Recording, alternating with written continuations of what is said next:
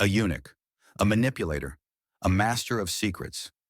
Varys the spider moved through the halls of power with an unsettling grace, whispering into the ears of rulers and shaping history without claiming a throne.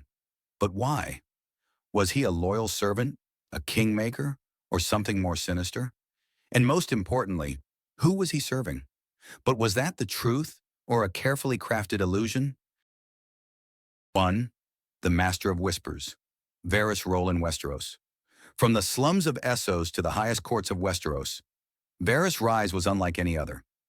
As the Master of Whisperers, he held the kingdom's secrets, his little birds carrying whispers of treason, war, and rebellion.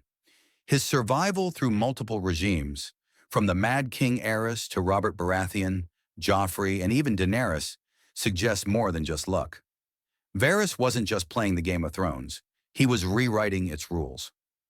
What makes Varys truly fascinating is his information network, which spans both continents. His little birds, spies embedded within noble houses, street urchins, and even servants, made him arguably the most informed person in Westeros. He leveraged this network masterfully, preempting threats and neutralizing them before they could manifest. This intelligence made him appear indispensable to rulers, ensuring his survival even as kings and queens fell around him. But what was his endgame? Was he truly looking out for the people? Or was he waiting for the perfect moment to strike? But if Varys wasn't simply following orders, then what was his true purpose? 2. Loyal servant or grand manipulator. Many saw Varys as a servant to the crown. He shifted allegiances seemingly without loyalty, first to Aerys, then Robert, then Joffrey, and even Daenerys. But was this mere survival or something else? Every move he made seemed calculated, as if he was always 10 steps ahead of his enemies. Unlike Littlefinger, who pursued chaos to climb the ladder of power, Varys operated in subtlety and long-term planning. His ability to anticipate power shifts and survive them underscores his skill as a strategist.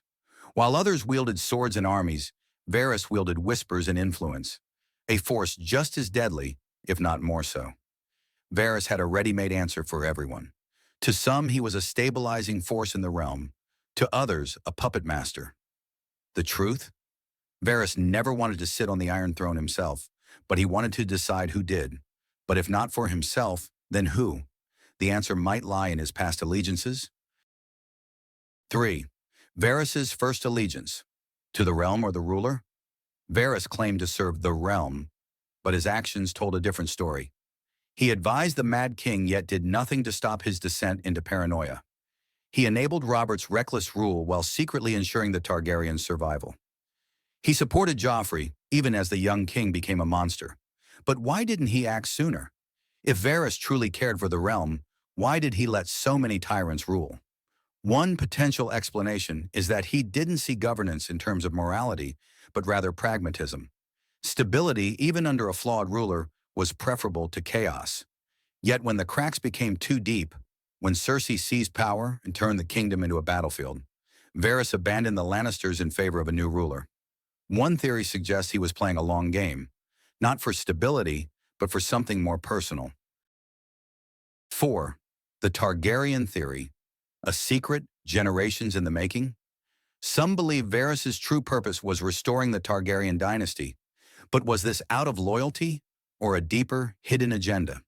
Consider his connection to Illyrio Mopatis, the Pentoshi merchant who aided the Targaryens in exile. This wasn't just a favor. Plan year in the making. But here's where it gets interesting.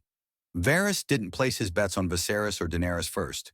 Instead, he groomed another figure, young Griff, also known as Aegon Targaryen. The boy was raised secretly and trained to be a perfect ruler. Historians and fans alike have debated whether Aegon was truly Rhaegar Targaryen's son or an impostor. If Varys was involved in this deception, it would suggest that his true loyalty was not to the Targaryen name, but to his vision of an ideal ruler, one he could control.